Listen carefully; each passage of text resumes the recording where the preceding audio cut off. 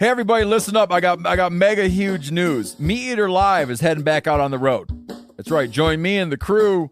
Clay Newcomb, Cal, Yanni, Spencer's going to be there. Phil the engineer's going to be there. Meat Eater Live headed back out. Now, when you get every ticket, okay? Every ticket you buy, you get a signed copy of our new Meat Eater Outdoor Cookbook. This tour is celebrating the release of the book. Buy a ticket, get a signed copy, Meat Eater Outdoor Cookbook, wild game recipes for the grill, smoker, camp stove, and campfire, which I'll point out is a $38 value. Here's where we're going to go.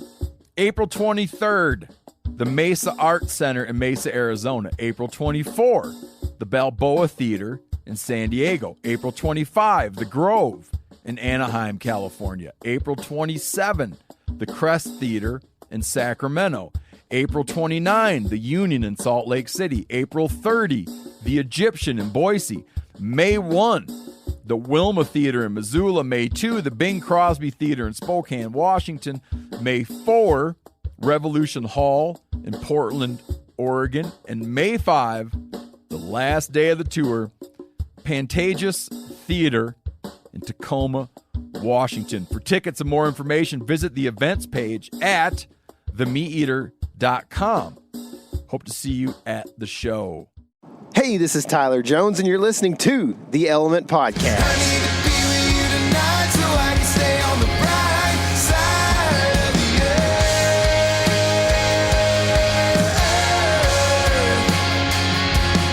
What's happening, all my woods people? Man, it's a beautiful afternoon. What's the temperature right now? 80? 81. 81. It's supposed to be hotter than this tomorrow. Really? And today it was only supposed to get to like 76, so we might see 90s tomorrow. Really? I'm not sure if I'm ready. I'm not ready. I can guarantee you that. I'm not. Yeah. It was 30s just 2 weeks ago. I know right? it. Not I know. even 2 weeks. No, not even 2 About weeks. 8 days ago. Mm-hmm. Yep, we were shooting frosty bearded gobblers. We were shooting frosty bearded gobblers. I think you just gave them a bit of information that they are gonna salivate over. It's a tease, little tease there. We got a cool video coming up. We've been working on it today, actually. I've been hard at it on element stuff. We haven't had a good work day like that in a while, man. Yeah. We got to do quite a bit of stuff, including some commentary to help the storyline for this turkey video, and I'm excited about it, Yeah, man. Tyler gave me a little preview of, I guess, the rough cut is what you call it, right? Of the turkey film, and it's going to be pretty sick. Yeah. I like, because we did a whole deer season of like very vlog style, videos, day by day stuff, and a lot of that kind of stuff. And it feels good to do some stuff with like some good shots and some cinematography and whatnot, you know. And I think that's going to come over well. You know, we were talking about this earlier, but I've been building up some footage, kind of archiving some footage that's good or whatever, because videographer will tell you, like, you're going to have so much footage usually if you do it right, and there's going to be so much stuff that's not used, and especially in the deer hunting world, like, you may go out to make this awesome video and get all these great shots, but you don't have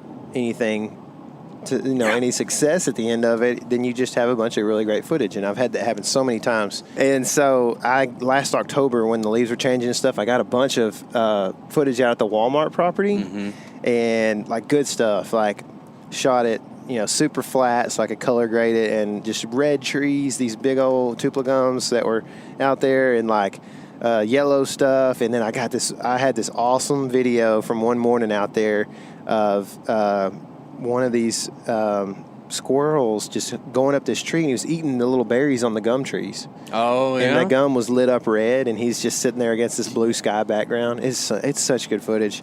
And I didn't really see a place that I could use it because I didn't shoot a deer in East Texas last year. You shot one in, sweat time, early October. Yeah. And then the next one I shot was like January, so there wasn't a good time for leaf changing footage. No, there was no leaf changing footage that was going to go in there, and I never shot one at Walmart. So it was just like, it's just footage that I have, and hopefully I'll get to use it one day just to help tell a story or something like that. But man, I'm building up some of that stuff, and I'm excited for this video, man. I think that people are going to really enjoy it.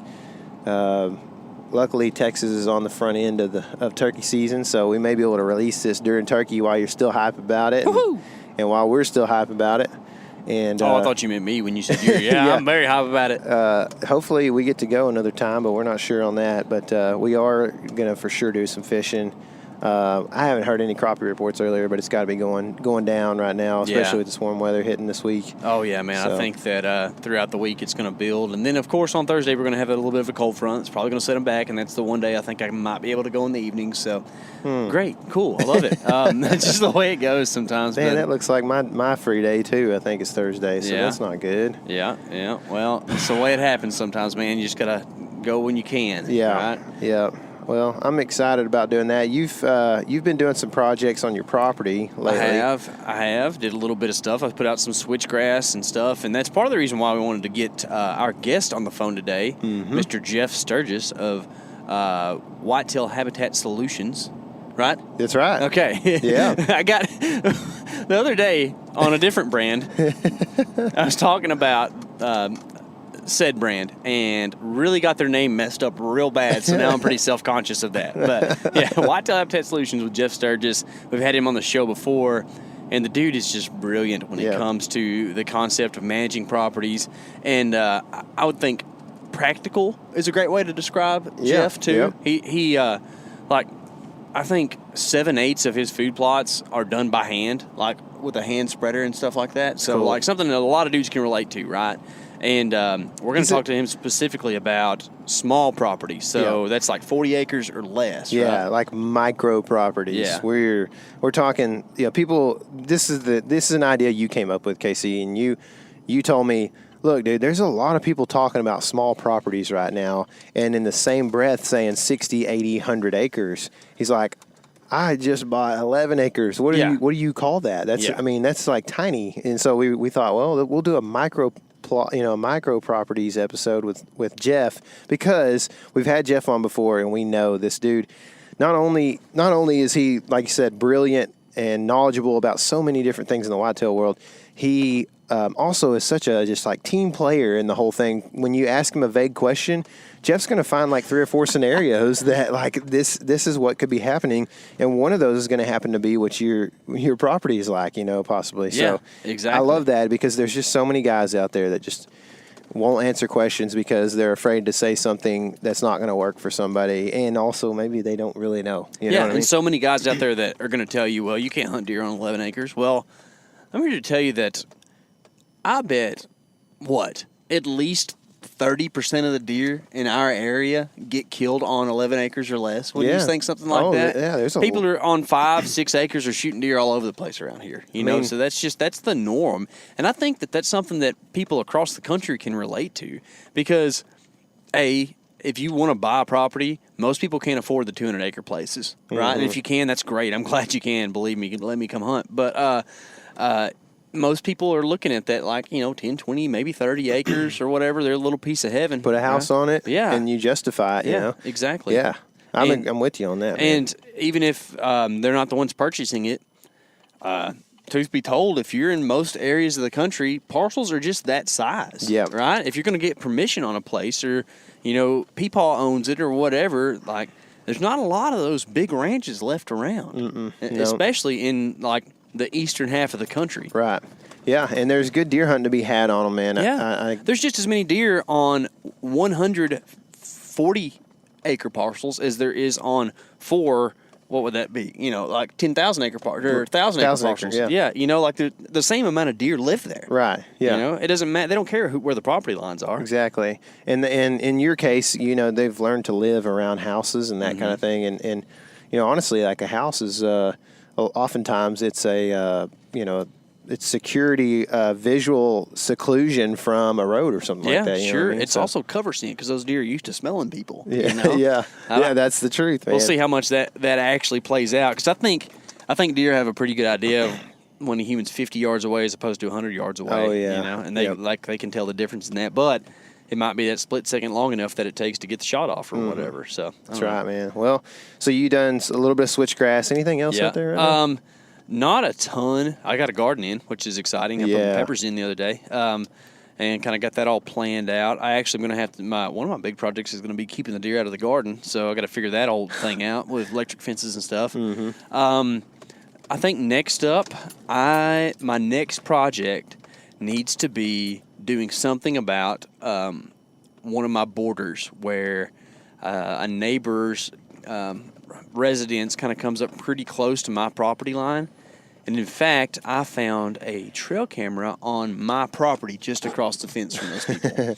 So I wasn't like super mad about it. I was like, oh, look at here, because I mean, truth be told, if I was that guy, I'd be wanting to see what's over there too, like it's not that big of a deal. I just took the camera and kind of hung it on the fence right there so they'd take it back. But I know that there's a decent amount of activity there because it's an everyday residence. It's not like a weekend thing or whatever. So if I want to go back there and hunt, and it's in a really good spot, like there's going to be deer moving through there, and I found a couple beds around that general area actually. So I want to make sure that I don't go back there and hang one of these days and 8:15 rolls around, Joe Schmo comes out and drinks coffee on his back porch and sneezes real loud or something, and the deer go flying away because they can see him. And my goal is to find a way to make more of a barrier right there, and I'm probably going to ask Jeff about that and see what he thinks about it, because I know he's got some good ideas. I bet he does. Let's hop on the phone with him and let him do it. Sounds good. Now on the phone we have Jeff Sturgis of Whitetail Habitat Solutions. Jeff, what's happening, man? You busy? Oh yeah, always busy. Actually, I just left the house. I have 7 clients in 8 days in Michigan, so we'll be gone for a little while, and so it's always a mess getting on the road trying to pull everything together for a long time. So there's been more than once my wife sent something next day here to the hotel. Yeah, I can understand that. So Michigan, that's originally kind of home for you, isn't it? Yes, yeah. In fact, I grew up in Lower Michigan. First 28 years of my life there. Wow. And then moved to the UP in Michigan. So I was basically 42 years in Michigan until I moved to Wisconsin. Wow. So was the Wisconsin move because of deer? Yeah, that was one of the reasons. A lot of my client base was around here too, and it was a good opportunity to get away. I stayed out in Coon Valley often. I started hunting here in 2002. And so then I moved in 2012, but I got to know the community. It's a great community, also a great area, beautiful area, and it's kind of smack dab in the middle. It's easier to get to southern Michigan clients than it is. For example, if I was going to southern Michigan, it'd be 7 hours going the way I am right now to southern Michigan where I used to live, and then it's, I believe, 11 or 12 going through the UP in Michigan. Gotcha. So everything was just further living up in the UP. Yeah, I hear you. Yeah, you're kind of out there, man. We understand that in Texas. Everything we do is a long ways from where we're at. Oh, really? Yeah. Would that be South Texas or where? Well, yeah, I mean, South Texas. South Texas is, as far as deer hunting goes, it's you got to have a lot of money to hunt down there. Usually, or a really good connection. And so basically, once you start getting south of where we're at, I mean, really in-state hunting prices are kind of outrageous here. And so, yeah, I mean, but as far as like even just travel at all, like everything we do is north and west or east, you know what I mean? It's unless you want to fly to Mexico and cross the border, which isn't all that fun most of the time. Oh, yeah. Yeah. So anyway, we understand that travel game, man, for sure. So, so today we're kind of discussing micro properties, and the parameters that we've kind of set are under 40 acres, but maybe kind of have an emphasis on those that are much smaller. And I informed you earlier, and KC just recently purchased a little over 10 acres, and I know he's been itching to pick your brain. So I'm going to kind of let him, lead things, turn it over to him, and maybe I can interject when I feel so inspired or knowledgeable at all. So anyway, I'll kind of throw it over to KC now. Yeah, so Jeff, we've had you on the podcast before, and it's always awesome getting to talk to you, man. But for the listener who doesn't really completely understand what it is that you do, can you just give us a quick overview of what it is you do? Yeah, since 2005, I've worked on a little over 800 whitetail parcels around the country, I think in about 26 states. And basically, I design those parcels for deer hunting at a high level. And along with that, of course, comes the habitat. And so the habitat is designed with how you would hunt a mature buck. in mind. And so I look at it like you can't just have random improvements. And you can imagine, especially, when you have a large parcel, you can have a lot of waste, and you can get away with things that you cannot get away with on a small parcel. And so my average client is, like this year, I'm going to go to about 90 clients, and about half of those are 60 acres or less. I'm purchasing a 24 and a half acre parcel here coming up. And then Nice. The parcels that I hunt on are all 40 acres or less in cover. In fact, one is 8 acres in cover. And then Throughout all that, you gain a lot of experience. And this is something I loved before I got into it. I was hunting out of state, working on property, and combination of all those for about 20 years before I got into the business. And then for that, I've written 5 books now. I have almost 300 videos on YouTube, and then about a little over 600 whitetail articles online. And all those have to do with what I learn on each and every property, because you do learn something on every property you go to. So I'm fortunate to keep doing this and to keep learning. It's kind of like the woods are my university. Yeah, that's awesome, man. so you can learn something on every parcel. People ask me what I'll do when I retire, and this is exactly what I'm going to do. I might just go to fewer properties. Yeah. I'd rather stay at home, more, but I have a hard time saying no too. So retirement's going to kind of be a blurred line for you, I would imagine, right? It is. Because I love to write. The YouTube videos are fun to make and create. And then maybe I'll go to 30. In my client season's about 10 months long, from December through September. We're booked solid. And so I'd rather go, maybe 3 a month would be better than 11 or 7, 8 or whatever. So, yeah. Sure, yeah. Well, I know you've got this down to a science, and if this is a little bit basic, I'm sorry, but oh no, it never is. Okay, good. So we're building towards something, right? So when you go to one of these properties, especially when you're going to assess like a new place, I'm sure there are some key habitat factors that you need to see or need to improve on for whitetail. And you probably got these bulleted out. So can you give me just the few major ones that you see that would be key factors in attracting and keeping whitetail on a property? Yes. Yeah, that's a great place. And so when I meet my clients in the morning, we'll discuss for about 2 hours. For one thing, it's getting to know them, their resources, their goals, their neighbors, the land. But part of that, I'm starting to assess the balance of food. And so really, food is what sets the daily movement of deer. If you don't have food, you don't have movement. For example, you can have a huge federal forest location, and you go 4 miles in and you think, man, I'm going to be in this remote area, going to find some huge bucks, and you find there's no deer because there's no food. And so it all boils back down to food. And what I find is, let's say you're 10 acres in a northern parcel and you're surrounded by federal land and you're at a 1 mile dead end road that only you can access, then you could put most of your property in food, because you can set the table for a whitetail herd within a mile in any direction that'll visit your land just about on a daily basis in the afternoon. So you can be that property just with 10 acres because there's nowhere else that has quality food. Now, when you get into smaller ag areas, suburban areas, urban areas, then you're looking more for daytime cover, because you have the one spot where there's no humans. It might not even be hunting pressure, especially if you're in an urban area. The hunting isn't necessarily the hard part. It's finding land to get on. And so once you have those whitetails attracted to that small, high cover area, even if it's just 10 acre parcel, then how do those bucks move or whitetails move when they get on the property? So then it's more of, you have the deer there because of the cover. Now you can use food, scrape trails, and possibly a large percentage of bedding area and a lot of diversity mixed in to move those deer when they come on the property. So I've had a client on 8 acres where they're hunting 10 yards from a dirt road in a spruce thicket, and there's a house over to the left at 60 yards, and they're shooting 3 or 4 year old bucks because they're between a golf course and a huge subdivision with a little bit of ag land mixed in central Michigan in a high pressure area.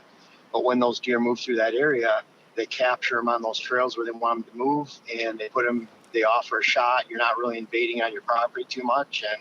And I think that'll relate to your house, even on the land, where you just step out the door and you're back in some thick cover at the back of the yard, shooting whatever age structure you can shoot that's the highest in that area. Yeah, that's probably one of the most encouraging things that I've heard in a while, because you hear so much about sanctuary properties, and I've had people tell me like, oh man, if you put a house in that place, you're going to be done. You're not going to be able to see deer. And I'm like, man, there's houses all around. Why would this place be any different? Right?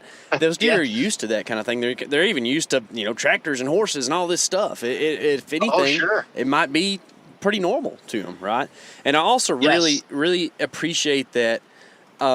You didn't just tell us that we need food, cover, water, shelter, and everything under the sun on our property for it to be a whitetail property, right? Yeah, nope, there's that balance. Yeah, you hear that so much out there. So whenever you are taking a look at your property and you're looking at the surroundings, do you think it's better to kind of look at your property, see what it can do well, and go from there? Or should you look at what's around you and try to mold your property into what that area needs? That's a good question, and so there's some certain concepts that apply anywhere, and so those are some givens, but it's all about a balance of those concepts, and the balance have a lot to do with not only the landowner, his resources, your amount of time that you have money to put into the land, but also a huge amount on what is going on around you, and that could be that you're in a big wilderness setting, an ag setting, you have a high pressure setting, you're in an urban, suburban setting. And so there's a lot of factors to weigh in as far as what you should do on your land. So there's no set of actual habitat improvements, for example, that should be completed on every single property that I visit. There's just so many other things to take into account. And one of the big things, and I was thinking about this, is just in the last little intermission we had, when you go to any kind of whitetail property around the country, I believe that there's less than 10% of those properties that really hold the daylight attention of mature bucks on a daily basis throughout the season. And so that's actually a lot easier to do with a small parcel when you're surrounded by people, homes, other small parcels, than it is to do in a wilderness section where bucks are used to a lot of space, and they may bed, for example, 3/4 mile on a daily basis from their actual afternoon food source. Mm-hmm. So you're talking about possibly in a situation like that, trying to develop your property for bedding, I'm guessing? Yes, like in a small parcel setting where you're in a neighborhood setting where you have houses around you, because the amount of daylight cover that a buck may have to call his own and where he feels reclusive enough is really in short supply. Uh-huh. So are you in a situation like that? We're in a wilderness section. He's got, just an incredible amount of selection to choose from where he can bed anywhere to feel unmolested, undisturbed, where he does not have that high quality food source though. Right. In a situation so you're balancing more towards food in a big wilderness or wooded setting, and you're balancing more towards cover in an urban, suburban, high pressure, high human factor setting. Gotcha. So in that setting, creating bedding on a micro property, is that something that can really limit your mobility in your hunting? Like you mentioned earlier, your guy that's got 8 acres, he's hunting 10 yards off the road. Is that because if he goes any further in, he's going to end up damaging or I guess affecting whitetails on his property? Yes, definitely. So when I grew up hunting in the 80s, even the 90s, I had a lot of 5 and 10 acre parcels that I could hunt, or the corner of a woodlot in ag land where there was not a lot of cover. In the thumb area of Michigan, it's real flat. Or I had maybe a ditch line or a fence row that I could hunt, and that was about it. And so I learned pretty quickly, if I went into a 5 acre parcel in the middle of the day, then those deer were gone. By the time I got into the edge of the woodlot, I'd walked a half mile across the open fields. They were gone, and they weren't coming back till maybe the following day, the next day after that, or even a week. And so I could clear out and ruin my hunting pretty quick. And so when it comes to small parcels, I've always taken that approach where you're making the parcel as thick as possible. You still want to be able to move around it. Depending on where there's food on one side or another, that means you might be able to hit one side as deer are leaving in the evening, and you might hit another side where deer are coming back to you in the morning. And you have the ability to sneak in the morning because they might be out in someone's yard 5 blocks away when it's breaking dawn, and they're just moving through the neighborhood, getting back to that reclusive area. Gotcha. So when you're designing a small property, a micro property like that for towards bedding, like you said, you're looking at putting more bedding or cover on your property. Is there a good way or some good factors that you would want to look at when you go to kind of mitigate the issue of bumping deer that are bedded on your property during daytime? Yeah, a lot of times I'm putting the bedding towards one side or another, for example, on that 188 acre piece, and I can think back to some of the ones that were in the teens or 20, 25. The bulk of the bedding is taking place in one side. It might even be 3/4 of the property, but it's in that one corner, and you have access coming in. And so what I'm doing is, even on a parcel that size, you still have ample room to go around the outside, say before daybreak, and get into a stand position, wait for bucks to come back to you. And so really you're making a large percentage of the property that is beddable, where a deer can get into, they feel safe. And then how you do that is based on the land and the habitat. And so on some properties we're hinge cutting, other ones you're removing or you're completing a timber harvest. On others you're dropping big mature junk timber, and then you're hinge cutting to it if there's smaller timber available. If there's fields that love switchgrass, diversity pockets. The bottom line is you're making a large percentage of that property beddable in an urban setting like that or suburban setting. And then you're using food, scrape trails, mock scrapes are great to define how the deer actually move when they come on the property or when they're moving through the property. Right. I just love how you give answers to vague questions, because I feel like so many people, they go, well, it just depends on what's around you. And then you just don't get any information, and that's one thing you do so well, man. You're good at that. Yeah, I try to picture it because there's a lot of parcels that there's always something going on around the land, whether it's a house, a school, in situations like that, or ag field even, or a pasture. There's things that can be done on against those areas that you wouldn't do in another location. Right. Again, going back to nothing's the same anywhere. If you have a small property like this where you are, say for instance that little corner woodlot thing, it's 5 to 10 acres, and the deer tend to bed on one side versus the other. Have you had success with trying to add cover and move that bedding area, because that general area where the deer bed makes it so hard to access the property? Have you had success in trying to change the cover types to move that bedding area to make it where they prefer to bed on the other side? Oh, definitely. And sometimes they're bedding on a certain side of the woods because of wind. For example, you get a 5-acre woodlot in the Midwest, you get an extreme amount of northwest west. Those are the cold, harsh winds. So a lot of times you'll see deer beds. They'll be bedding in the southeast corner of a woodlot, even if it's open timber, just because they're trying to get out of the wind. And so those deer in particular, if you make the northwest corner, and if you make that, let's say you had room for switchgrass stripping, even if it's 30, 40 feet wide, so you could add some thermal protection. And then you have areas where you can actually put brush blockers or thick cover on the outside edge of that woods. And then you make hinge cuts or timber improvements or conifer plantings, a diversity of habitat towards that northwest corner. Well, then you can take those deer in the southeast and move them to the northwest corner, because now that cover that was open and exposed to the northwest fields or those northwest winds, now those areas are a 8 out of 10 for bedding, or a 7 out of 10 as far as quality of bedding. And they drastically outcompete that bedding that's a 1 out of 10 over in the southeast corner, but was purely bedding only because the winds were blowing into that northwest corner, and now the deer can get out of wind on that extreme southeast edge. So it really depends on what's going on one side of the parcel versus the other. And so there's different ways to accomplish that, to move them over to that other side. And so most situations you can move that. Obviously, even if there's a house over on the other side, you could still work on creating that extreme cover up against that edge, making it so that value of the cover is an appreciable amount of value different than where they were bedding previously. And if you match that in with, say, some apple tree plantings on a scrape trail, some small clover plots or a couple of harvest plots, and where you're trying to direct deer to move and it relates to that bedding, now you're not only displacing bedding in an area that it should be and will attract those deer over, but now you're relating that bedding to afternoon food source movements, scrape trail movements, mock scrapes, maybe even a water hole.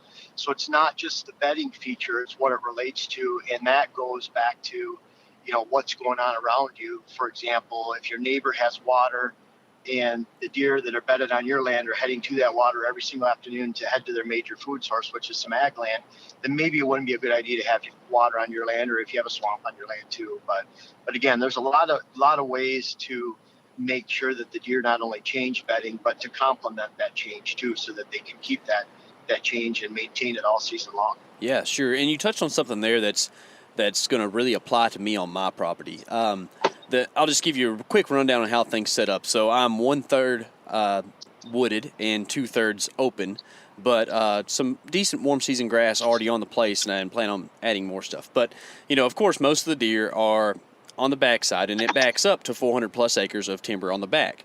So I'm kind of in a great transition place. But on both sides, I have residences.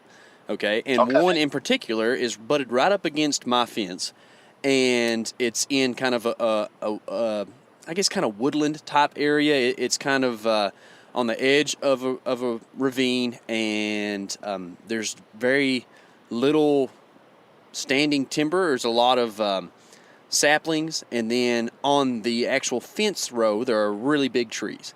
And that cabin can look right down into everything going on my place, and if someone steps out their back door, it's going to disrupt the deer. So there's not really something in there that I can hinge cut right against the fence. And that would be kind of, my first inclination on what to do. So I don't know where to go with that. How do I add that, that barrier, that visual barrier you're talking about, to where even though there's a residence right there, those deer can still use that freely? Yeah, that's a good question. I really so in a situation like that, for one, if you can knock down those big mature trees parallel to your border so it creates a fence, and you're walking on the backside, or switchgrass, that area, native grasses, you're lucky and you're in an area where you can use various types of warm season grasses, and they're going to stay up all winter long just because, I don't think have that appreciable snowfall. No, not at all, yeah. That flattens it down, knocks it down like we would have even in, central Illinois and on up, or north. So visual barrier is one thing, whether it's those giant trees you can knock down like a fence, if you can add switchgrass, but if you can even put a privacy fence through there, an actual wooden privacy fence that you could walk behind. I've had quite a few clients do that. Berms, of course, another thing.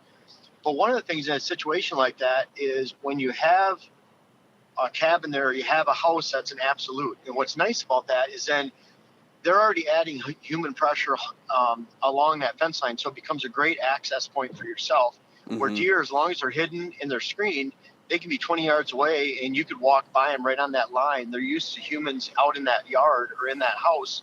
And so you can actually walk by them really close as they're bedded down. And if that's, that type of scenario, and get by with a great approach, back and forth, no different than if you had someone with high hunting pressure and they had a blind right on your fence line. The worst thing you can do is move into your property 50 yards to avoid it. The best thing to do is move right along the fence row and give them a cup of coffee on the way in to hunt. Be neighborly. Yeah, Stop sure. a cat. So, but anyways. What have you been seeing, right? Yeah, that kind of thing. Exactly. How's it going? How's your opening day so far? Yeah, sure. Yeah. And along that note, all properties are going to have neighbors, and it's something that you need to deal with and address. And I'm all about being neighborly, right? I like friends. Definitely. And especially if you're going to live on the property, you need to know your neighbors and know them well. But I'm sure there's good and bad ways of going about, addressing the hunting side of being neighborly, right? So in your opinion, do you think, are you better off to just be completely honest with exactly what you have going on over on your side, or are you better off just letting people know kind of what they need to know, and then, this is my private property, I'm kind of just doing my thing over here? I think it depends on the situation. It's not just, so if you see someone, they're actively hunting, and they're out there all the time, you see them occasionally hunting, then I love going over and just making friends. Yeah. Talking to them. Usually if you're face to face, even if there's some kind of hard feelings preconceived, because a lot of times someone will say, oh, those there's certain people, they're just bought land next to me, they're going to be a hard hard party to deal with. And if you just go over there and talk to them and say, hey, just want to let you know, this is what I'm doing. I love whitetails, wildlife, and the worst thing you could do is we're passing on 4 points and 3 points, 3 points on a side. We're passing all the young bucks. I suggest you do too. I like to approach it more like, hey, these are the bucks we're seeing in the area. This is the potential.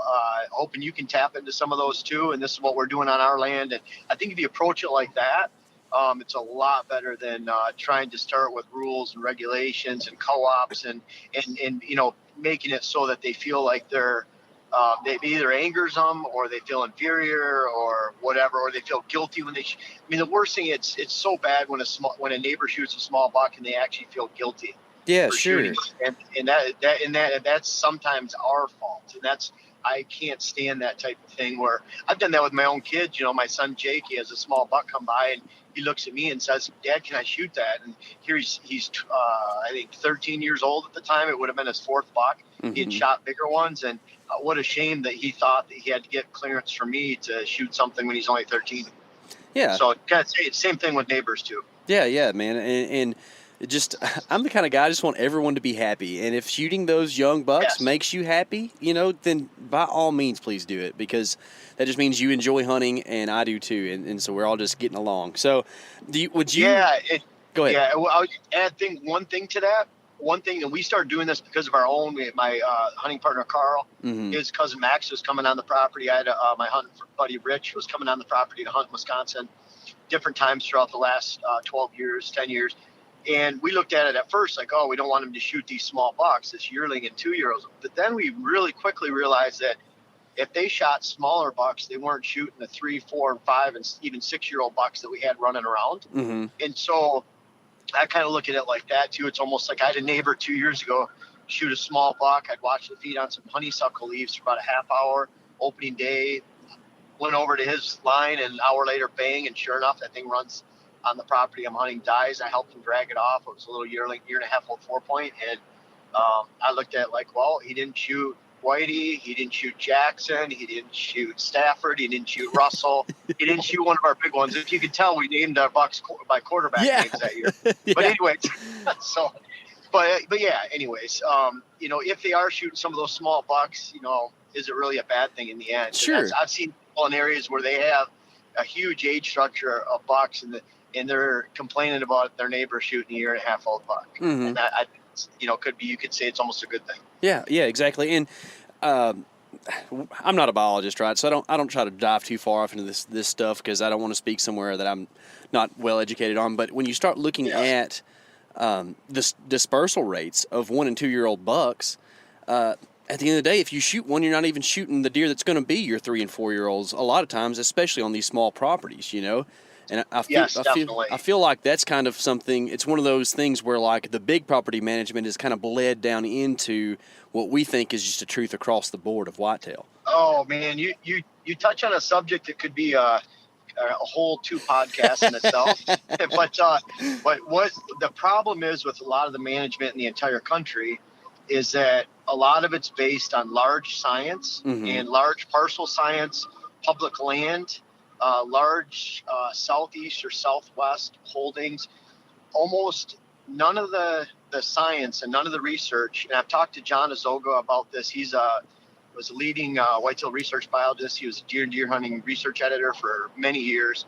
But he said there's just simply not enough money to study deer on a 40 to 100 to 300 acre basis across a huge neighborhood of deer.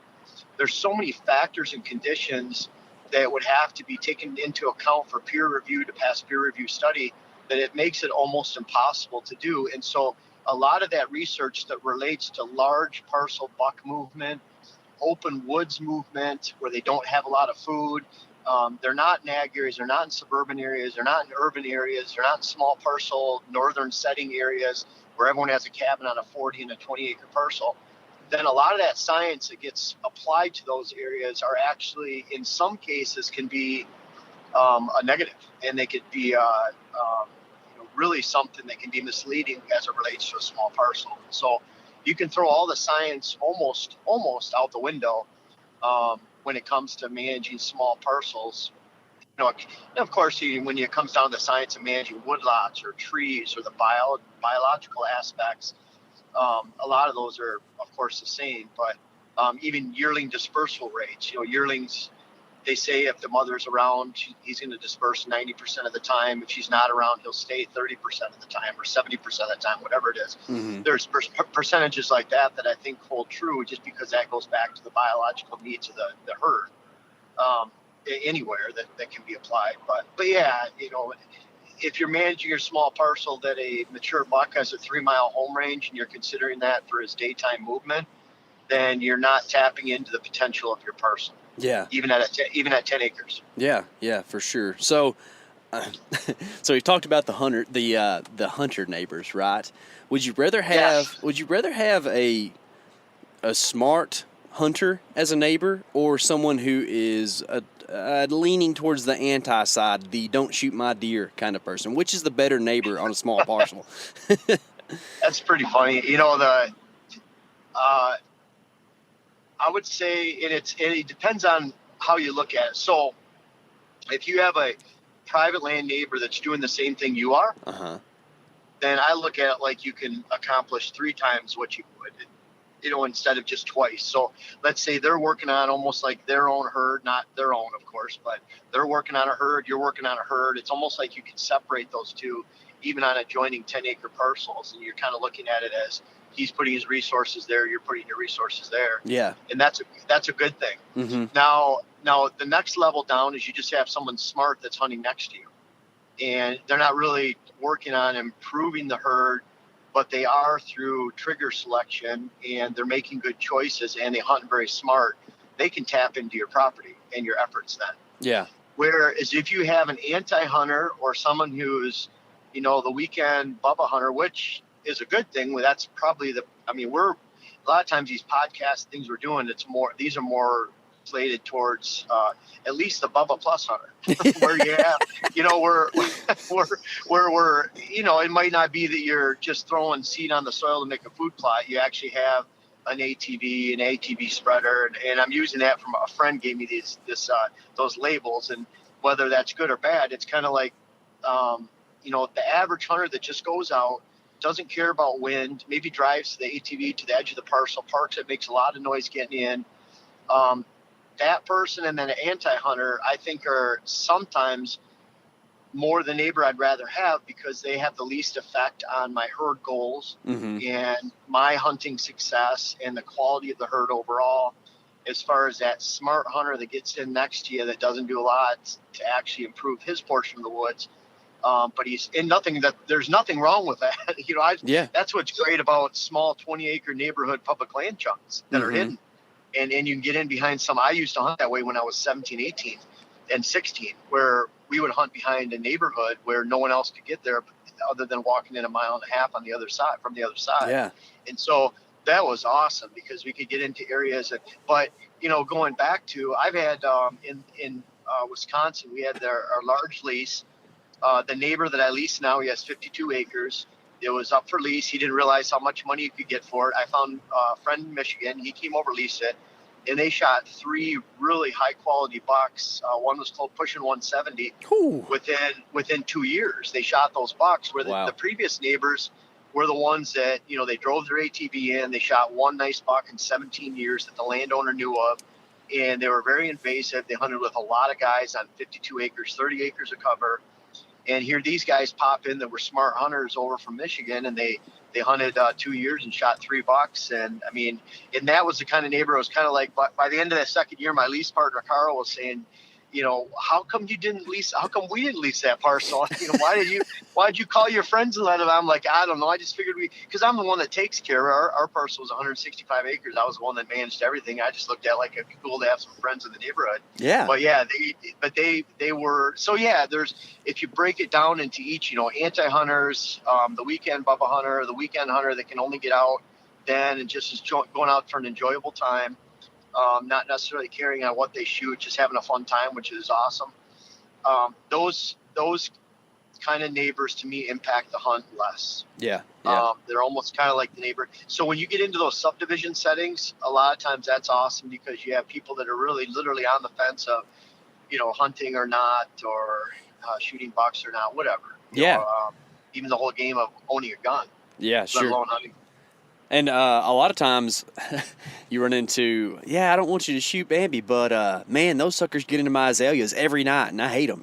Like people really start to kind of understand the necessity of herd management. Yeah, almost like they wouldn't mind you shooting those deer, just they don't want to hear about it or see it. Yeah. And so that's where, my buddy, close friend, last year, I don't know how many neighbors' yards he went 5 and 10 acre parcels last year. He ended up recovering his buck, but he had to go through a lot of neighbors' yards to get it. Oh wow! And he went and sought permission, but when he found it, the arrow was sticking out. It was one of those. He actually made a good shot, but they can still travel 250 yards. Yeah, they're tough. With an arrow when it, in the lungs, and they dies 9 seconds later, and it covered a lot of ground, and he had to go through a few neighbors' yards to get it. Yeah, wow. So, but yeah, that's that's why I think it is complex when you look at that, and that's why you can't say. And that's where it's kind of like those neighbors with the ornamental shrubs. If you're by a golf course, some of those types of areas that can just offer an incredible amount of food every single night to the deer herd. Yeah, for sure. So then you're really looking at, I want all the cover on my land, and again, it goes back to there's not a lot of areas in those kind of settings where you can give a mature buck an unmolested 5 acres of cover during his daylight area. And that's why a lot of times I find you can pack quite a few deer in that same little 5 to 10 acres because you're only managing their daylight movements. They might move 3 miles at night, but they're only moving 150 yards during the day. Yeah. And going back to that whole, ignore what you know about science about deer. There's a little lakeshore community near where we live that, they've got hundreds of resident does, right? And I'm pretty sure those does make a living between bird feeders and ornamental shrubs. That's what they eat. Oh, definitely. On a daily basis, and yeah, all winter. Yeah, and that's what people don't understand is that, like, those deer aren't, they're not visiting food plots. They're not going out to ag, right? It's just a different thing completely. So yeah, and there's nothing wrong with that science either. It's not like, it's just that's kind of a lot of times all they can go by. So they're studying deer over thousands of acres of open public land in Pennsylvania with radio collars and finding out their home ranges, how they relate to each other, where their home ranges are at.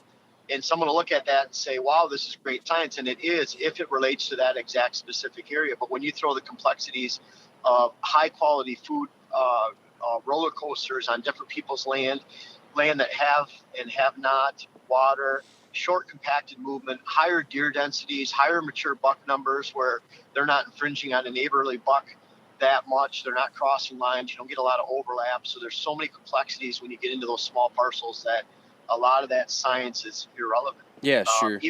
Even herd census, when you're taking a census in August, September, that's great on giant open parcels where their deer herd does not change because it might shift from one side of the land to the other, but it's primarily you're holding a captive herd that stays there all year. When you're comparing that to a 40 to a 400 acre parcel, then your deer herd really should be managed in October, November because they probably, because of the resources, are on someone else's land or on someone else's land during the summertime. Yeah. So along that herd management idea, what's realistic for somebody on a small parcel? Do you think that someone can truly have target bucks and follow them season to season? Or if you wanted to be more satisfied with your hunting, would you be better off just saying, I want to shoot something that makes me happy in the 4.5-year-old range, and the first one comes in just to have fun with it?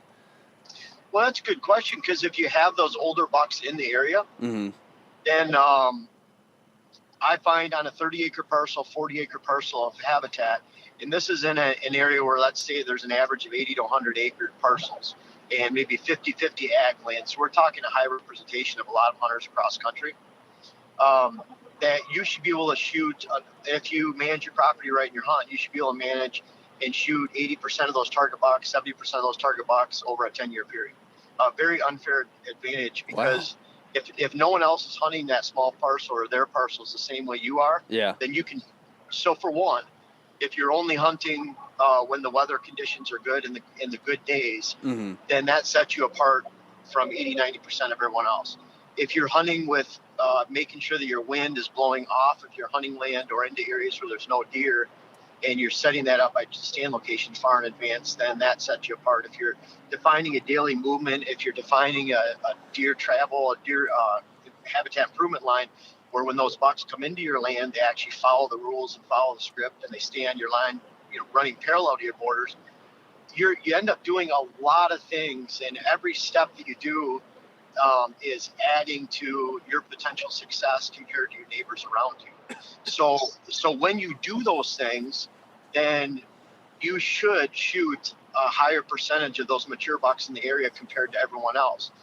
Now, at the same time, it really depends on how much fun you want to have too. So if you're a seasoned hunter and you have that high experience level of shooting those mature bucks, and you set your property up that way, then your expectations should be a lot higher than someone else. And so, on the other hand, I've gone to clients that they're waiting to shoot a 4-year-old buck, and they've never even had a 3-year-old on film. Mm-hmm. And so for 9 years, they haven't shot a buck. And so what happens if they end up shooting or having that 4-year-old on their property, or 5-year-old? Their failure rate, we all have a failure rate when it comes to shooting bucks. Mm-hmm. So none of us is going to be 100% perfect on making that shot, drawing back the bow, everything else. And so if you haven't practiced shooting deer and bucks in general, a younger age class, then when that older one comes in, your failure rate is really high. And so I'm all about, you kind of look at, where you're at as a hunter, where your herd's at, not setting expectations that are either too high for yourself or for the land, and then going out and shooting something. Yeah. And having fun. Yeah. Really focusing. I want to, I think hunters, it's not a bad thing to pass deer, not shoot something, but if you enjoy hunting, you enjoy venison, then by all means set your sights realistic for yourself, your experience level, and your land in the area, and then go out and have a lot of fun. Yeah, for sure. And for me, this is I'm going to say our first property, because I'm a family man. I have a wife, right? And she's just as involved in this purchase as I am. It's That's both. great. It's a financial commitment for both of us, right? So Right. How fair would it be for me to tell her, hey, we're not going to be able to actually enjoy this property? It's just it's really, you can have the front up here to do whatever in the yard or what have you, but really the back, you're only going to go back there 6 times a year when the wind's right, so. Yeah. See that ladder stand at the oak at the back of the yard? That's yours. Yeah. It's not going to work. Yeah, my wife, I hunted 15 times last year, not counting out of state. She hunted 45 times, around the neighborhood near the house. And so part of that was inexperience and everything. But, I just wanted her to shoot a buck. So, yeah, when we're buying that 25-acre piece this year, that's just as much her land as my land for sure. And I want her to have fun, or she's not going to be hunting very long. Yeah, exactly. And truth be told, my wife, she likes to go with me, and she shot a few things, but she doesn't have the passion for it than I do. But she really enjoys, watching wildlife, and she really likes how I teach her stuff about the land, right? And kind of my vision for this property has always been, find a way to use this, for my enjoyment and for her enjoyment, but also share this and educate people on land management and just wildlife in general, right? I love the idea of being able to go out and take, a group of middle schoolers or something and show them, like, hey, this is a warm season grass. It doesn't come up until, when the temperature hits such and such in June or whatever, and talk about flowers and bees and acorns and how there's red oaks and white oaks and all this. And I feel like you can't have your cake and eat it too when it comes to being able to do that and kill big giant bucks and only hunt a place, first time in, like you hear about so much on media outlets, right? There's a level. Yeah, that's so true. One of those things too is that there's a couple things. If you have a quality property, it's hard to hit that center bullseye of whitetails and not affect every other piece of wildlife around in a good way. Yeah, sure. Say, for example, we were out shooting videos. We shot 7 videos yesterday morning. Dylan and I were out on the property, and a hen and a rooster pheasant take off right at the ATV to the point it made us both jump. It was that close. They jumped out of a pocket of switchgrass. We only have pockets of switchgrass out there. If we had all pure switchgrass, those pheasants would only be on those outer edges. Because we have pockets, then we have an incredible amount of linear length out in that field that's not only affecting pheasant populations positively because they're going to be on those edges, but it affects rabbit populations. Now we have rabbits coming out in those fields for the first time that we've ever seen. We find pellets out in the switchgrass. We have pheasants actually out there now in an area where there's hardly any pheasants. And then we have deer that relate to all those lines of movement. And we follow that their lines, like when they're beat down trails right now where you can see because it's, April, they're moving right along that pheasant. And so, that's all awesome. What I find is you're creating whitetail property, you're creating edge, you're creating diversity. And then for that, you're creating wildlife. And when it comes to your wife and hunting, I found that over the last couple of years, to me, it might sound crazy to some of your listeners, but my wife is my absolute favorite hunting buddy that I've ever had. That's by cool. far. Yeah. Not even close. So to see her excitement and her happiness, and to see her, notice things out in the woods that she's never noticed before, whether it's just a leaf. One time when I was sitting with her, she kicked me out of the stand by the 8th sit last year. So the rest was all by herself, but she'd tell me, it's so cool. I watched this oak leaf, and you see an oak leaf in the wind will blow it, and you ever see it where it's just like twisting back and forth, almost like dancing by itself. Yeah. It's just a little flutter. She noticed something like that, and so she'd tell me these things. Of course, the sun setting, a bird in a tree. I saw this really cool red bird with yellow. So what was it? And we look back at it, and we can look it up. But yeah, it's stuff like that. And so when you're hitting the bullseye, and you're incorporating your family, kids into it, it can be so much fun because there's so many other aspects of wildlife that are going to be improved on a whitetail parcel if you're really doing it right. Yeah. What was that bird? I'm a birder, man. I got to know the red with yellow. They was and I don't know if it was yellow, but it was a rose-breasted grosbeak. Oh man, I love them. Yeah, they start coming in. Aren't those beautiful? Yes, and I really got into the birding thing whenever I lived on the Texas coast because we'd have that fallout from where they fly over from the Yucatan. And so they'd come in waves, and those rose-breasted grosbeaks are they're cool birds. And we don't see them hardly ever. Yeah. So those kind of things, they really stick out. But so for whitetail parcels, and when you have a small parcel, like I'm thinking that field you have, you create warm season grasses mixed with diversity pockets of non-grass. So whether it's shrubs, hardwood regeneration, hardwood planting, shrub plantings, then you're creating food with that broadleaf, but you're also creating nesting opportunity and edge opportunity for whatever kind of wildlife species that you're targeting in that area. Up here, of course, the pheasants and the rabbits are big, even grouse up north further, but they all require a lot of diversity. Yeah. And all that diversity matches whitetail habitat improvements really well. Yeah, cool. So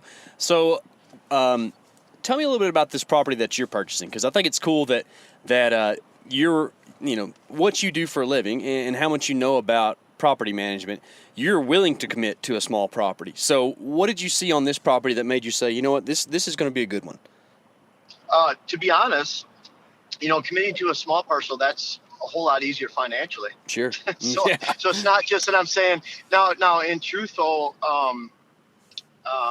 just real quick, I'd rather have 3 40-acre parcels around my house than one 120-acre parcel. Because now I'm tapping into 3 buck herds in 3 areas. And again, I can go back to, I feel that I can shoot an unfair percentage and target an unfair percentage of those target bucks every single year over a long period of time. Yeah. So three small parcels to me is better than one large piece where I'm only tapping into the same buck herd. Yeah. But that being said, the 24 and a half, it kind of just came into my lap. For one, I think I'm getting a good price. It's up in Buffalo County. And Buffalo County is the #1 county in the country for Boone and Crockett Pope and Young entries. Yes, I'm sure many listeners perked up when you said that. Oh, yeah. And then along with that, it's got a bottom.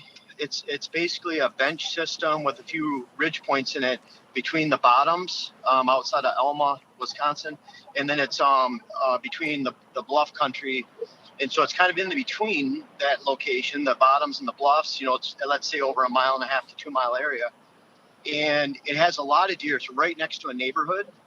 I was able to work out a good easement where I can drive right to it. There's electricity. There's actually a little building spot for a cabin.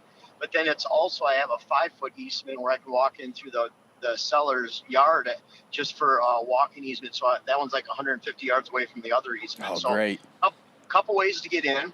it's hardwoods on the finger ridges, and then it's junk timber in the bottom. So with that junk timber, under the managed forest plan, I can actually cut that, hinge cut a lot of that stuff, make it thicker in there, get more regeneration, and then also I can put about 2.5 acres of food plots in there. Probably only put about 2 acres off in either corner. I can access around those locations, and then also because it's dry, then I can add probably 2 water holes in there. So I can have maybe 6 or 7 tree stands and blinds on that small parcel, 2 areas for access. And then the cool thing for me is we'll be able to video it, all the bulldozing. We'll talk about how to bulldoze those food plots, how to make them look clean and pretty. We'll talk about planting new food plots in, water holes. And so basically that's what I do for a living. We'll be able to video it the entire off season, hunt it. It's right by where my stepson is going to school, near Winona University over in Minnesota. Mm-hmm. And so he's going to be able to hit it and hunt it with his friends. They all have video cameras. They love doing all that stuff anyway. So it's a good fit for our family.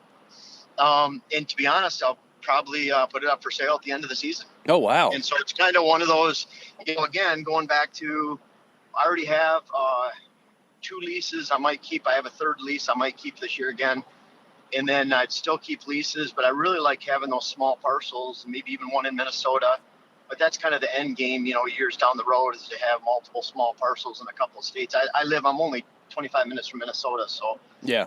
kind of an end, stepping stone. But even then, I'm still going to keep focusing on those small parcels. It's what I do. It's in my wheelhouse. But I think, again, I really have experienced over and over again that you can tap into a high percentage of that area buck herd. And if you have parcels, if you have 180-acre parcel, it's still the same buck herd for the most part. Yeah, yeah. And I think a lot of times guys get in this mindset of, I'm going to buy 10 acres and flip it, and then I'll have enough money to buy 20 acres, and I can flip that, and then people just think you need to stair step.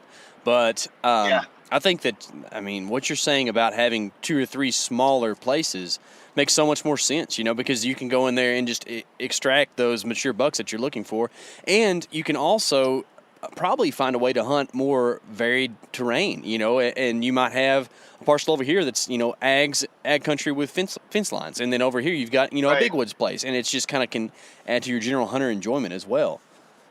Yeah, and even I look at some, because they're covered up in alfalfa and beans and rotations all the way around them, then they're more, you can hunt those more of an early season property, because Yeah. they're using your property as early season cover.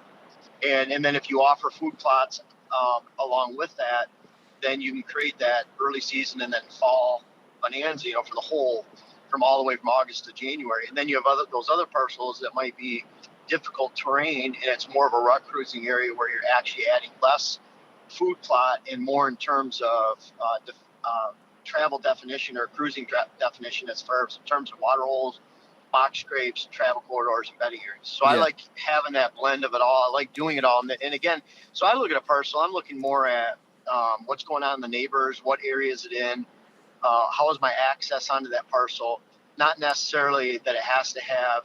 I don't like hardwoods because it makes it a lot harder to change. Mm-hmm.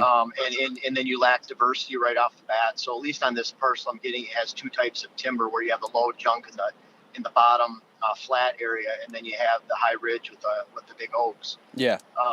And then we'll add the food plots and diversity. But you really want to have, and then water, because it's a dry parcel, then I can actually add water to it where I need it to be, right at a bow stand location. So if there's already water there, you're kind of socked into a stand location by that water, or none at all. Yeah. It's a whole, depending on where it's at. Yeah, that's cool. So for a lot of guys who are purchasing small properties, I feel like small properties kind of go hand in hand with first properties, and that's kind of where I'm at. Oh, that's so true. And it's it's just like what you were saying. It's a less of a financial commitment. A lot of times it's something what people can afford. So with that thought in mind, what do you think some of the biggest mistakes you see people making whenever they do purchase that first property, probably a small property? What do they do wrong right off the bat? And it's interesting. I have a couple YouTube videos out. One's from a couple years ago. It's like top 20 whitetail habitat needs for your next land purchase or lease or new land, hunting land.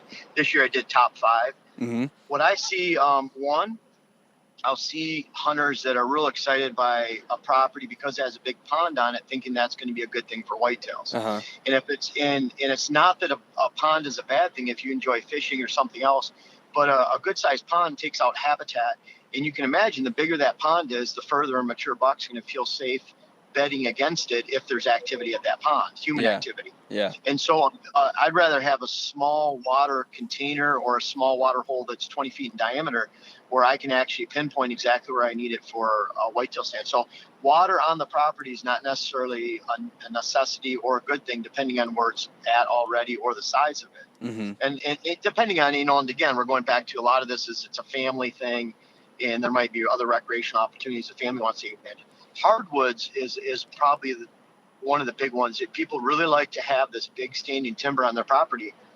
And those are some of the hardest properties to manage. Now, it's easy because you can just say, well, yeah, there's 40. I've sat on 160 acre parcel in Michigan, central Michigan, where on a small knoll in the middle, you can see about 155 acres in the wintertime. We snowshoed into it. It was all hardwoods, and you could see almost the entire 160 acres just from one knoll in the middle. Mm-hmm. And the amount of dirt work they have and dozer work and plantings that they have is in the tens of thousands to make that a good whitetail parcel because they do not have diversity. Wow. So buying a large chunk of hardwoods, as a general rule, and this rule is hardly ever broken unless you get into properties that are underwater or extremely rocky, something you can't work with because of that steep terrain, whatever it might be. But in general, the lower the value of the timber, the higher the value for wildlife in general, let alone whitetails. Mm-hmm. The higher the value of the timber, the lower the wildlife value, unless you're looking at squirrels, woodpeckers, whatever. But the lower the wildlife value, the higher the timber value. Yeah. Yeah. And so timber value gets people into trouble too, because now they're socked into managing. I mean, who wants to cut down middle-aged, potentially high dollar hard maple? Oh, yeah. Or cherry or white oak that's going to be walnut's even worse. Walnut, attracts nothing other than squirrels, but it takes, decades to mature enough to harvest and have it be appreciable. Yeah. So until then, it's a dead space. And so those are some of the, too high of timber value, water in the wrong locations. Access, of course, is really, really bad. If your access, it might be great that you have this really nice middle central trail that goes right through the property. But if you're going to have a hard time accessing that property because of water constraints around the outside edges, then, access, of course, is really important as far as it relates to where you can put food plots, potentially habitat improvements. And so access, water, and timber value would probably be right up there with the three really tough ones. Yeah, sure. What do you think is fool's gold whenever people start looking at small properties? What can people really think and get fooled by when they drive up and see a place like, oh, look at all these tracks or just something like that? That's a great point. So right now is a really deceiving time, and I'll have a video coming out soon. Actually tomorrow I'm going to put it out. Awesome. But it talks about oh no, I put it out yesterday actually. So I get mixed up here in my own. But anyways, I put it out and it talks about the four periods to scout whitetails all year long. And right now is so deceiving because if you're looking at property, a lot of people are excited in the spring. They're starting to look at property. Uh-huh. Deer sign can be very, very misleading right now because it was winter sign. So you have properties that collect a lot of deer during the winter, but are almost vacant during the fall. Uh-huh. And so if you're looking at areas of high grass, maybe you had a standing crop field next door, conifer thicket. It can look like there's deer tracks, there's pellets on top of pellets, and really it's misleading because those deer aren't there during the fall. And so those fall rubs and scrapes are so important. Looking at rubs and shavings, are those shavings under the leaves, on top of the leaves. I like, in meaning that if they're under the leaves, they were early season, on top of the leaves, mid-season or later. I really like looking at trails right now because these trails that are evident right now before spring green up, and might even be green up in your area, but they're so evident. So if you're trying to connect potential bedding areas in the future or lines of movement between food and bedding, water holes and bedding or water holes and food, then the trails that those deer travel on right now are so evident. And so if you're planning on a property, this is a really cool time, because you never want to try to reinvent the wheel. Again, you can do that, move a bedding area from one side of the land to the other. But in a case like this, you're using these trails that are so evident. The deer have told you now where they want to travel if they're moving through that area. Uh-huh. So you say, I'm going to put a bedding area here and here, and then you use the trails that are so incredibly evident right now, flag them off in between, make sure you put your stands up accordingly, and you can pinpoint exactly how to move deer across your property. So if you're looking at property right now and you're seeing a lot of tracks, try to take a good, hard, critical look at it. Was this from just over the last month, the last 3 months, or was this representative of hunting season, or is this a summer parcel? So you're walking out on the land during the summer, and there's mature bucks everywhere. Mature bucks during the summer are typically not at all where they're going to be located in the fall, because they need a completely set of different habitat conditions. They can't go through thick cover that they require in the fall. The summer food sources are gone in the form of alfalfa and beans. And so you're walking on a property in the summer and you see big bucks everywhere. Well, is that actually a fall parcel? Because if it's a summer parcel, you have a lot of work to do on that new land to make it into a fall parcel. Yeah. Man, those are great points. I never really thought about the idea of, not taking the sign for what it is. We go out and we scout places to, public land or what have you, and you're like, and you kind of get that. But whenever you apply that to purchasing a place, it's different. Even if you went out and found a giant shed, that would just be like, oh my gosh, this is the sign, this is the place. But really, that deer might actually, fall 3 miles from there. So. Oh man, and well, think about that too. So I've been to a northern Michigan parcel, and they literally purchased it at the end of winter, and it's a deer yard. Mm-hmm. And in that deer yard, in those cedars, deer came from 10 miles away or 15 miles away. And I mean, literally, there are pellets on top of pellets, deer beds everywhere. If there's still a little bit of snow, there's rubs, because there was that second and third rut that they're rubbing in either early December or mid-December, and then early to mid-January. So, you have does coming from everywhere that maybe had low buck populations. You're putting them all in one spot. Now you're going to have a December and January rut. So you're seeing sign in that area. Now it's great. You might have a great hunt in December, but I've hunted those areas on public land a lot. Mm-hmm. That was late 80s, 90s.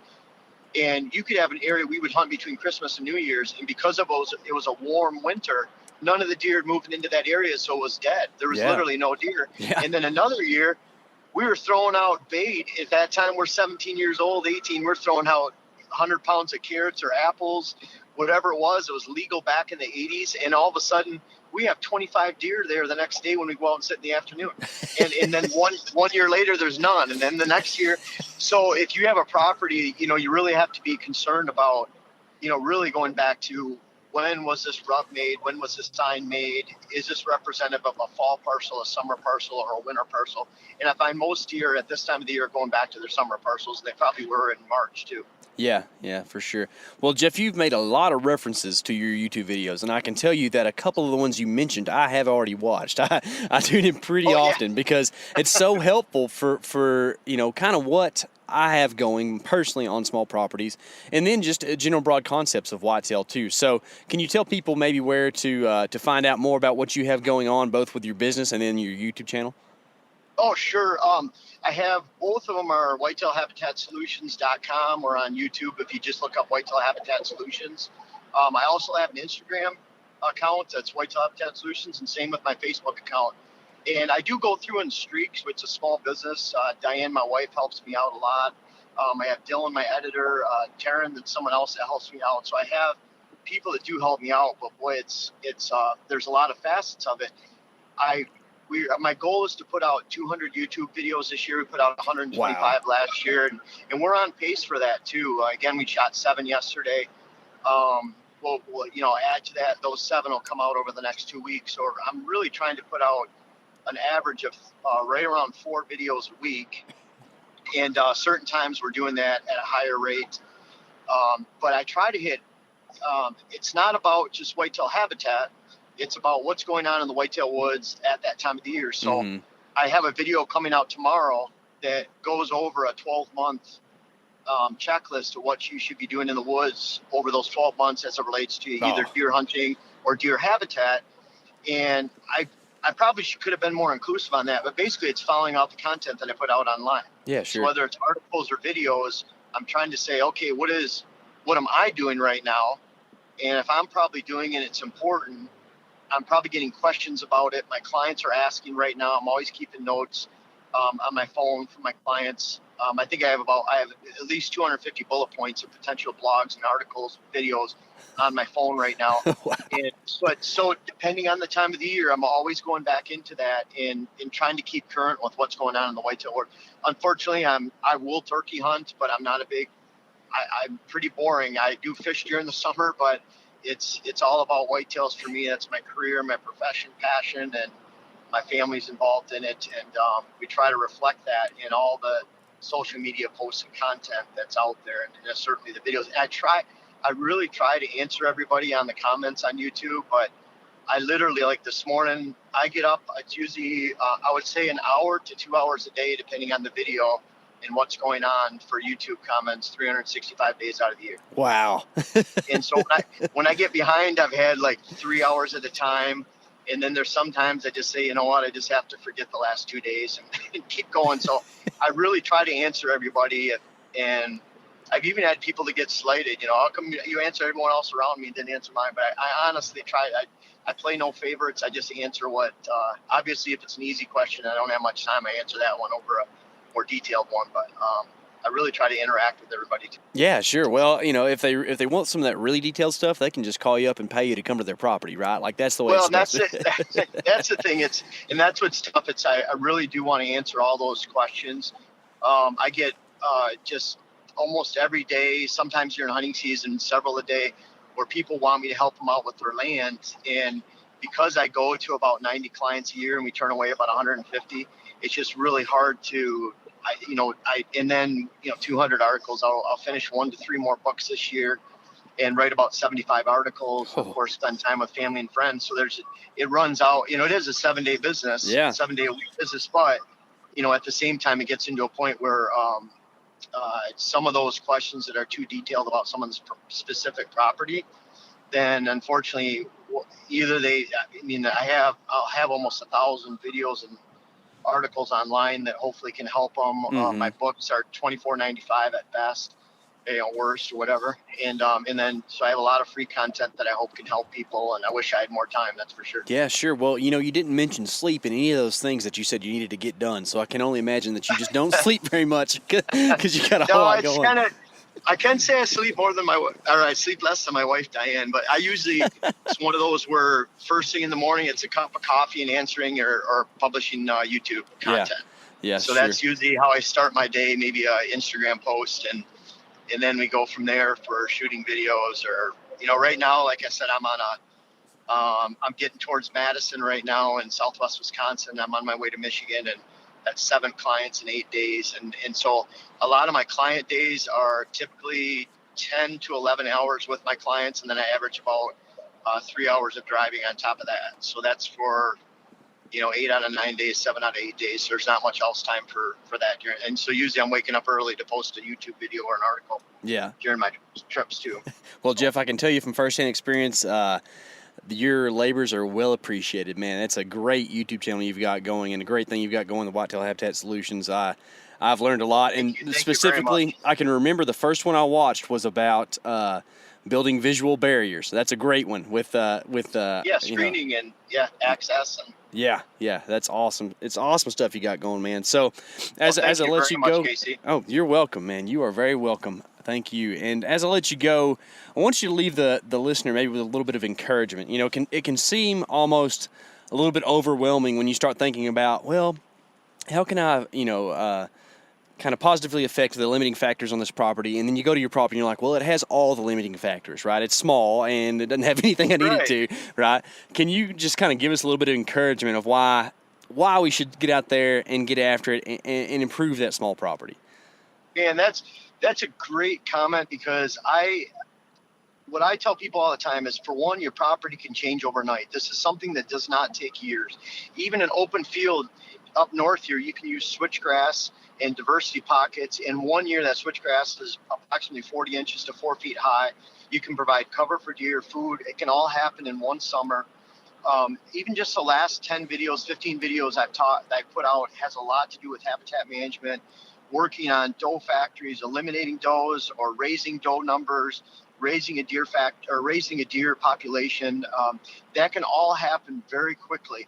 And just because you have a small property, my properties, I have 8 acres of cover, 30 acres of cover, 40 acres of cover. The new property is 25. And so any of the bucks you see that I shoot, any of the habitat improvements that I make, they're all based on those smaller parcels. Now, what's cool is you compare that to a 160 acre parcel, where a lot of people fail with that larger parcel is they need to do the amount of work that it takes on 40 acres times 4. Yeah. And so I find that the amount of work that it takes on 40 acres is enough for the the food plotter or habitat manager to handle.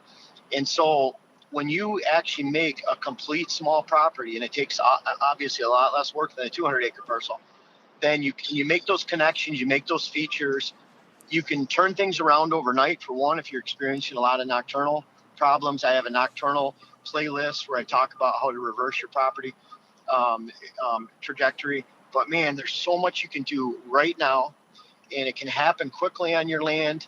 And someone always says, like, when I come out to their land, they ask me, are client objectives and goals often higher than I would expect for them? And actually, it's the other way around. Really? Most people with small parcels do not realize the potential of their land because they've never experienced it.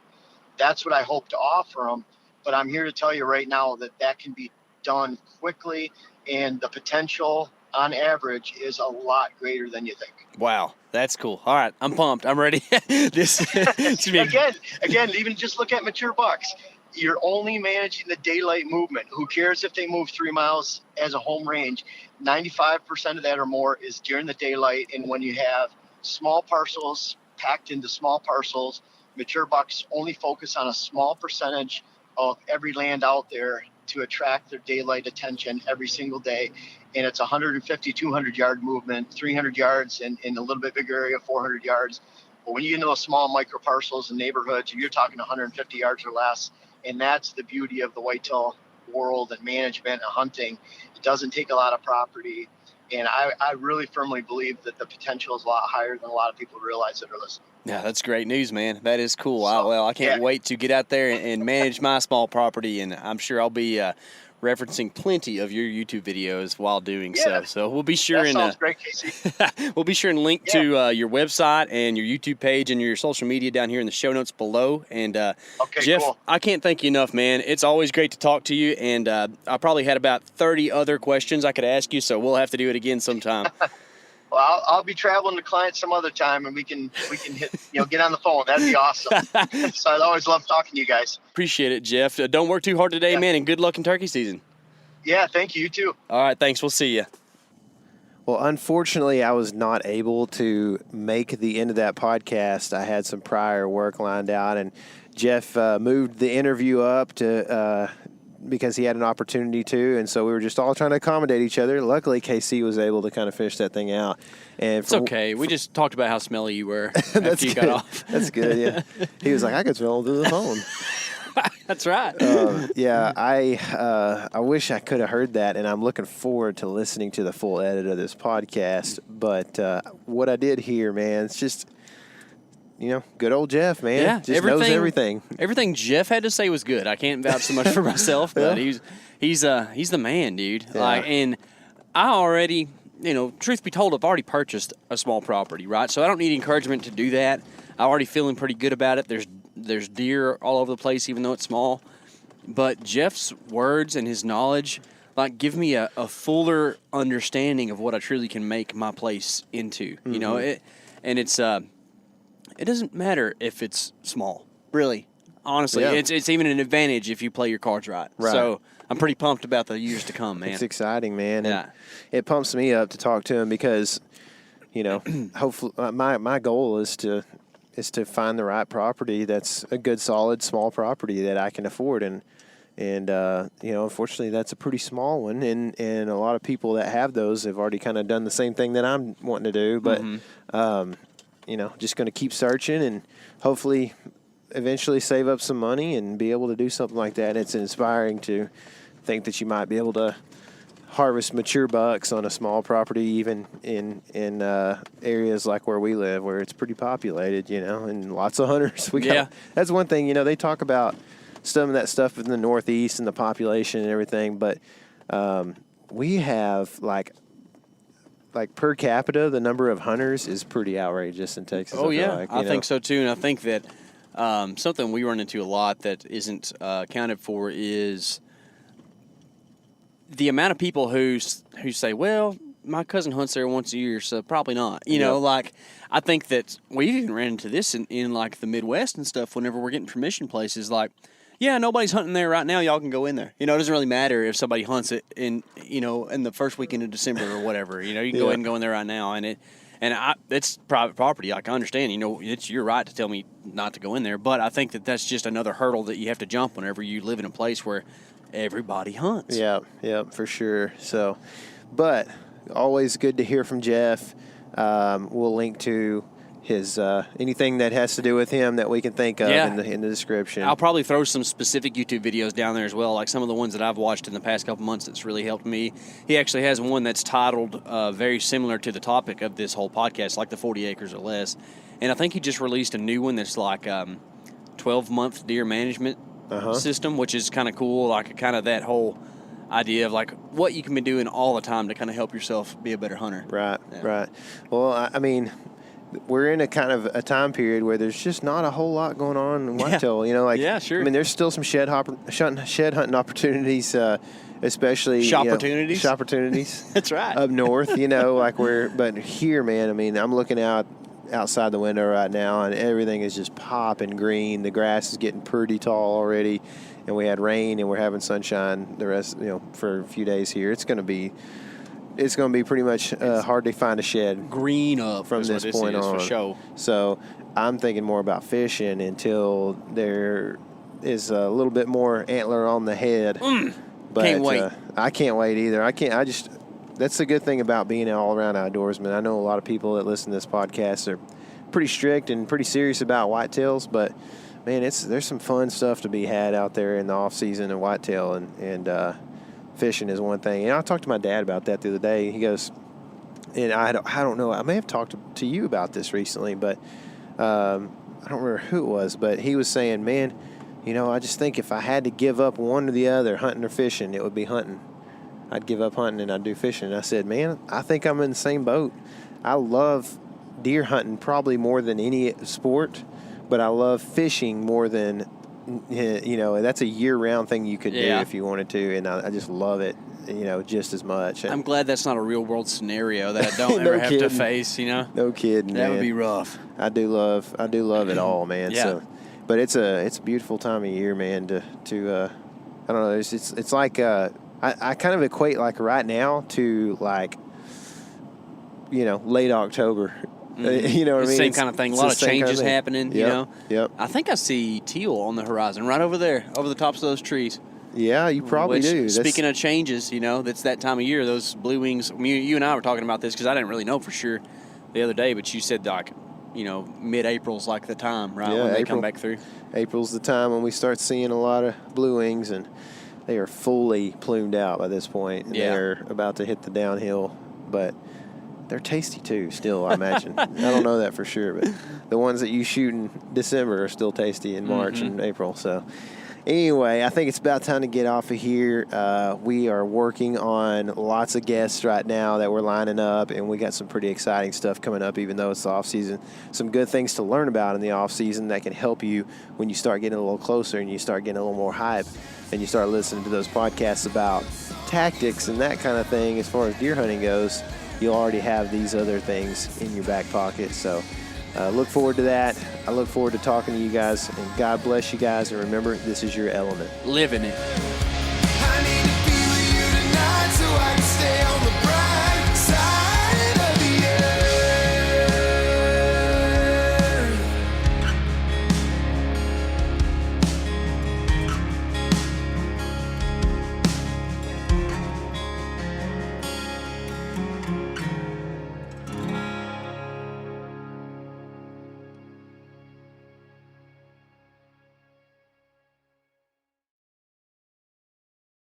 Hey everybody, listen up. I got mega huge news. Meat Eater Live is heading back out on the road.